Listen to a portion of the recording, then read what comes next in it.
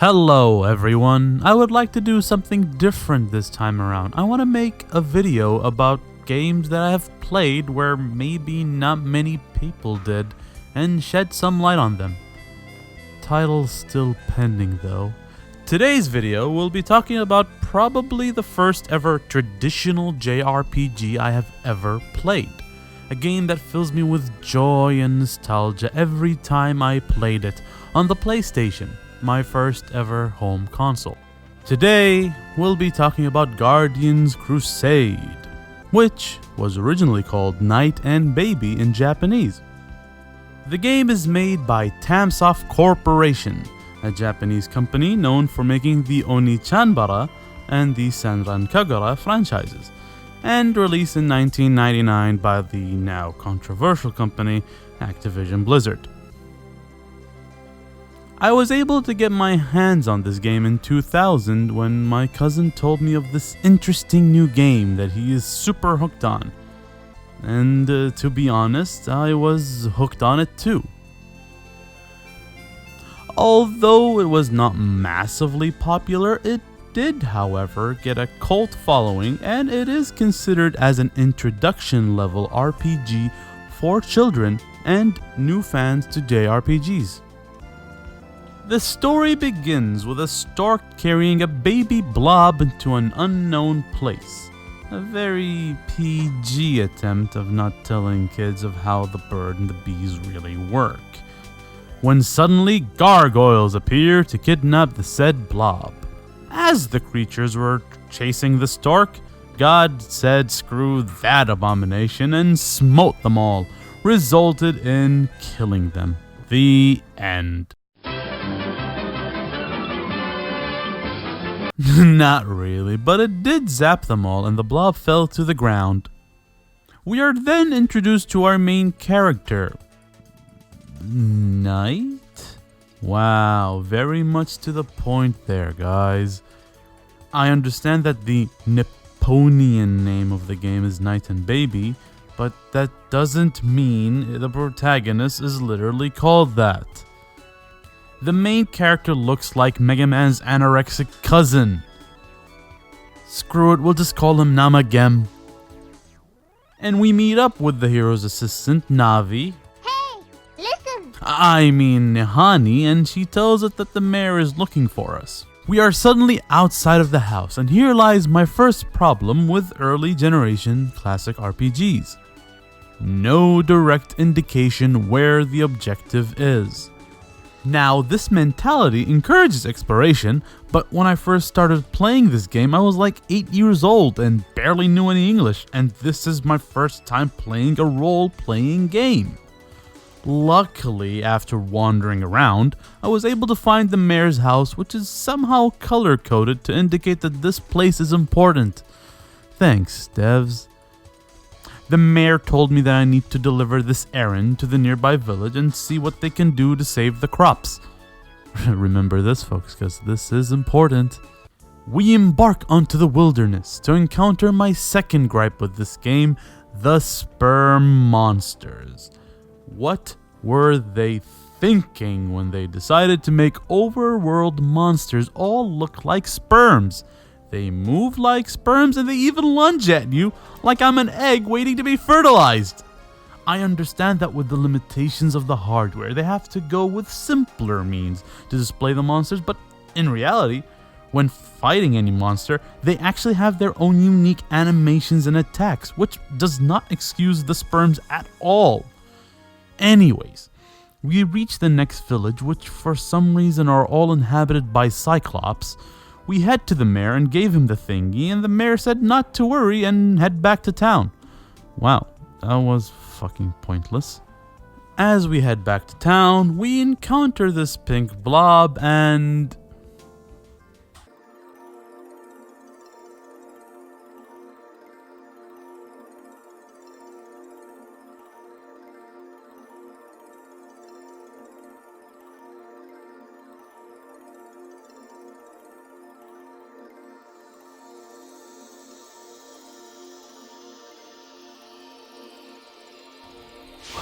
the fuck?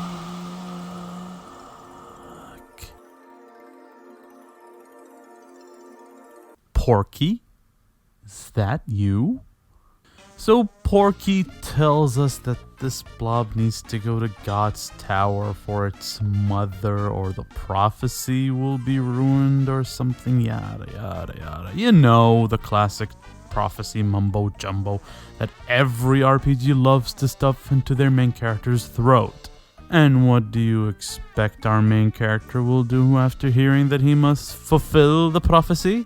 He goes to the mayor and tells her that Porky the Pig descended from the heavens and told him to send this Kirby knockoff to a place called God's Tower. Otherwise, the world will fall to everlasting darkness. The mayor thinks that the main character smoked up a doobie and tells you to drop the thing in the nearby cave, in which the dumb idiot does. He heads back, sleeps the thing off, only to have Porky coming in and telling the hero to take Kirby's ballsack to the tower or our ass is grass.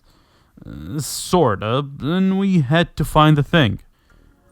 As we find him, we realize he is inside the cave and we need to traverse it to find the fat ball of gum. When we find him, we encountered our first boss of the game, Big Bird from Sesame Street. We defeat him and then run away from him only to be trapped on a cliff.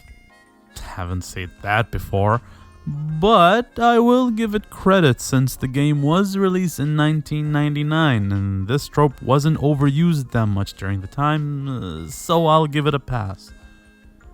We wound up in a different village saved by this fucking piece of lard. This Christmas ornament of ass is called Bonik, and you will love him for his amazingly annoying dialogue and overcomplicating things for your journey. You'll know why. As you're about to leave the place, you decide to name the blob... Really? Night in, baby. You know what? I'll just call him Yibrik. And we head on to our journey to deliver this blob to God's Tower. And here is where the game actually opens up. The gameplay is fairly simple. It is a traditional turn-based RPG where you control the actions of the hero. But the game does change the formula. Instead of having multiple teammates to you like Dragon Quest or Final Fantasy, in Guardians Crusade you only control the hero, Knight. Baby only responds to the commands that you give him, such as attack, defend, help, etc., and the baby will do an action accordingly. The baby will initiate the command, but what he does is completely random. The baby will either attack any monster on his own or defend himself if his health is lowered. Another thing the baby can do is transform into a handful of forms based on the monsters you fight. Problem is that it is also random and you don't know when he will transform or what. But then you ask yourself, how am I gonna play the game with only one controllable character? Well, here is where the living toys come in. The living toys is one of the game's few mechanics where you can summon toys to do status-based effects or even assist you in battle. They were created by Mr. Zepeto. Get it? Living toys can be classified according to their functions. Attackers, which assist in hitting enemies in combat. Helpers, which provide buffs and debuffs and status conditions. Healers, which restores HP to your party members. Or miscellaneous, which can be used outside of battle, like Mapster, who only provides a larger map and highlights towns for you. The living toys can either be summoned once or multiple times in battle, or stays with you until the end of it. You can summon up to 3 and can provide you with interesting ways to strategize and prepare for difficult monsters. It's always fun to experiment on which toys work with what in battle, until you find the elemental toys and then keep spamming those until the fight is done. The issue with the toys is that most of them are hidden in treasures and in annoying places around the game, and you have to find them. This wouldn't be a problem if they tell you where and how many they are. You would have to go to a wiki or a walkthrough to find these fuckers. Another mechanic that is available once you get baby is the Tamagotchi simulator. Yes, the entirety of this game is for you to take care for this pink sack of gum. You have to play, fetch, feed, and praise him in battle. I have no issues with playing with a baby simulator, but we have no idea or indication that this thing is hungry or sad. You just have to continuously feed and play with the damn thing every 5 minutes. Otherwise, he will attack you in combat.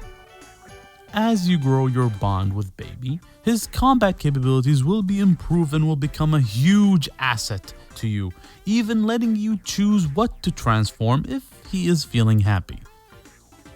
This is a mechanic that you should not take lightly, as I did not figure it out until I was old enough and well adjusted to JRPGs that I realized how important it is to take care for this bubblegum monstrosity as if he is my own.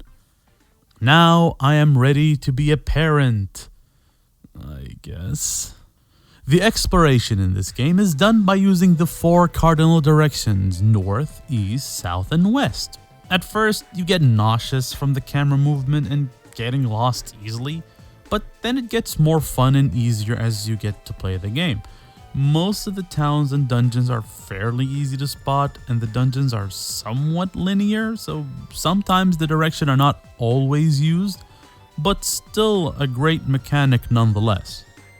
I remember trying to trick my parents that I'm learning the 4 cardinal directions from just playing the game and that video games are useful. Boy, did that help my argument. Remember when I said about the crop storyline being important? Yeah, scratch that. The game completely forgets that ever happened after Yibrick joined the party. The main story is now focused on going all the way to God's Tower and delivering Yibrick to its mother. Along the journey, we meet up with colorful casts of characters like the heroic trio with questionable moral compasses, Huey, Dewey, and Louie, as well as the rival/ally duo of Ipki, a girl cursed turning into a dragon, and Dark Beat? Yeah, that will be on the list of the best names I heard in 2020. Dark Beat is seeking revenge for the wizard that turned his sister into a dragon. The game does follow the tropes of classic JRPGs, but gives fresh new takes on them, in which I still remember them to this day. Except for fucking Dark Beat. I mean, what the fuck is that? Even though the story is fairly simple, I won't spoil the game for you. You just have to try it out for yourself. There are side quests that are easily missable if you did not explore or talk to every NPC around. Also, there is no overarching plot other than delivering baby to its mother, which means that the story progresses to wherever you go. So the plot seems a little bit off, but don't worry, talking to the NPCs can give insight of the current situation of the world, which adds to the immersion as you're only a young boy on a journey to send a gumball to a tower. There are other things that happen in the story, but it does not wander off from the main goal. One thing that I forgot to mention is that even though the game is made in 1999 and still suffers from the limitations of the hardware being used on, as well as dated graphics, considering what came before it, this is one of the few games that has a smooth and seamless transition between towns and the overworld, a first of its kind in that generation. Remember in previous Final Fantasy games, and even until Final Fantasy IX, they still have different screens and perspectives when changing between the overworld and the towns. This gives the game a sense of immersion that even most JRPGs did not reach until the next generation of consoles, in my opinion. Although I had issues with the overworld sperms, one fair point is that it does replace the wild encounters, which I strongly agree that it should die off. Something that Pokemon just recently figured out, but not entirely. The monsters look amazing, and they have different movements and attacks. The devs did not need to give them more than one animation for their attacks, and yet they did. And that is so amazing since only bosses in certain games have more than one animation. And here we have every monster with more than one. Kudos to you, Tamsoft. If I can find any gripes that actually make me pissed, is that as much as the turn-based combat is fun, the main character does the same attack animation and does not gain any new attacks or skills. The psychic points that are given to the hero are only utilized for the living toys, which sometimes I don't even use them in fights. The only change that the character gets is cosmetic, and it's near the end of the game.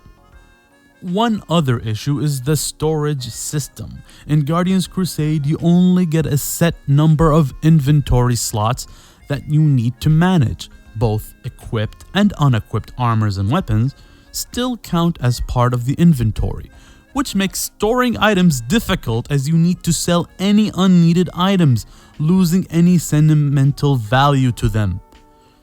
One saving grace is that Baby is considered a backup storage system where you can store all the remaining items that you might need. Problem is that you can't use any items that Ibra keeps. You need to access the menu, go to Ibric's items, choose to take back the said item, then be able to use it. Still a gripe nonetheless. Guardians Crusade is a spectacle of a game, even though I make fun of the overworld sperms and the baby simulator, and Bibrik is a solid traditional JRPG with a fresh and simple idea that is underrated, and I had a lot of fun playing it, and will always have a good time when putting it back on. I highly recommend to have a go with this blast from the past.